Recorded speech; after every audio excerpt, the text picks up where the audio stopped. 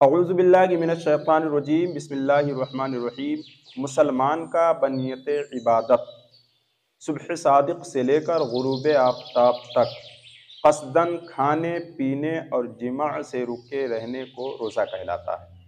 یہی چیز حالت روزہ میں عمداً قطعاً اکراہاً پا لی جائیں تو روزہ ٹوٹ جاتا ہے، اور سہواً پائی جائیں تو روزہ نہیں ٹوٹتا۔ پتہ کیا چلا؟ ان کے واقع ہونے کی 4 صورتیں نکل کے آتی ہیں۔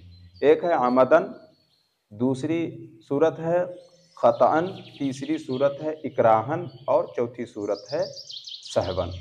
عمدن یعنی جان بوجھ کر، اس کو معلوم ہے کہ میں روزے دار ہوں، اور اسے یہ بھی معلوم ہے کھانے سے روزہ ٹوٹ جائے گا، جان بوجھ کر اس نے کوئی چیز کھا لیا، پی لیا یا جمع کر لیا تو روزہ ٹوٹ جائے گا، اور یہ گنہگار بھی ہوگا۔ دوسری صورت ہے خطأً، اسے معلوم ہے کہ میں روزے دار ہوں اور وہ روزہ توڑنا نہیں چاہتا ہے، مگر کسی وجہ سے کچھ کھا یا پی لیا تو روزہ ٹوٹ جائے گا۔ جیسے کلی کر رہا تھا، پانی پینا نہیں چاہتا تھا، اسے معلوم ہے کہ پانی پینے سے روزہ ٹوٹ جائے گا، لیکن چھینک آئی یا اور کسی وجہ سے پانی حلق کے نیچے چلا گیا تو روزہ ٹوٹ جائے گا، اس پر یہ گنہگار نہیں ہوگا۔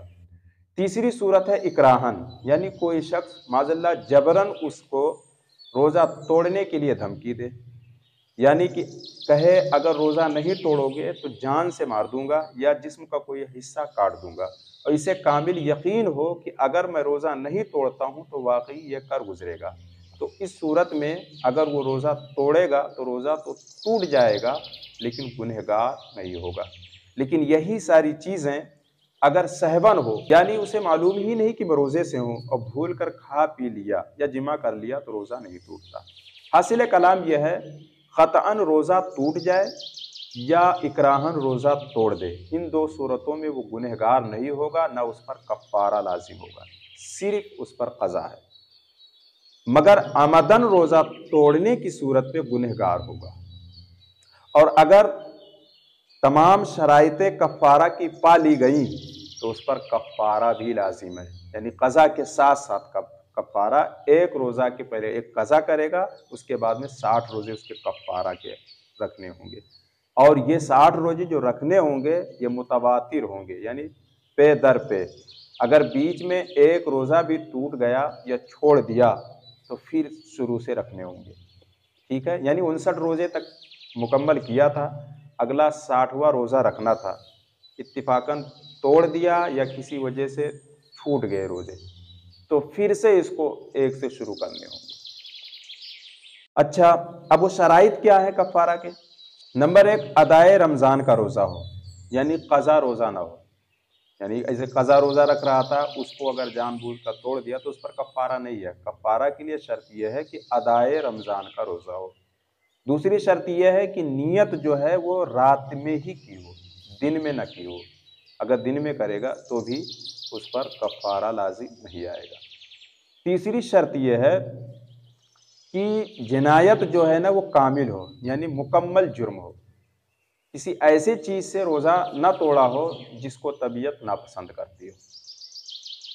اور چوتھی شرط یہ ہے کہ کوئی شرعی عذر نہ ہو، نہ پہلے سے نہ بعد میں واقع ہو جائے، جیسے کہ کسی عورت نے روزہ توڑ دیا، اس کے بعد اسی دن کیا بولتے ہیں حیض یا نفاس میں ہو گئی، تو یہ شرعی عذر ہو گیا، ٹھیک ہے؟ کوئی شرعی عذر بھی نہ ہو۔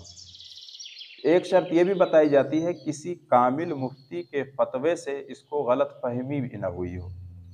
اگر یہ تمام شرائط پالی گئیں تو پھر اس پر قضا کے ساتھ ساتھ کفارہ لازم آئے گا۔ اور عمدن توڑنے میں صرف قضا بھی ہے، وہ کیا ہے؟ انہی میں سے کوئی ایک شرط فوت ہو جائے، جیسے کسی ایسی چیز سے روزہ توڑا جس کو طبیعت ناپسند کرتی ہے تو اس پر کفارہ نہیں بلکہ صرف قضا ہے۔ تو یہ صرف پہلی صورت میں ہے، اس پر معصیت کا قصد نہ ہو، ورنہ ان پر بھی کفارہ لازم ہوگا۔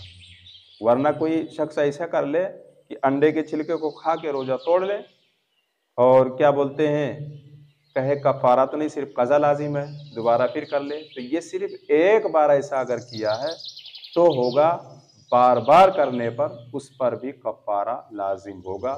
واللہ عالم۔ اللہ تبارک و تعالی ہم سب کو صحیح طریقے سے روزہ رکھنے کی توفیق عطا فرمائے۔ السلام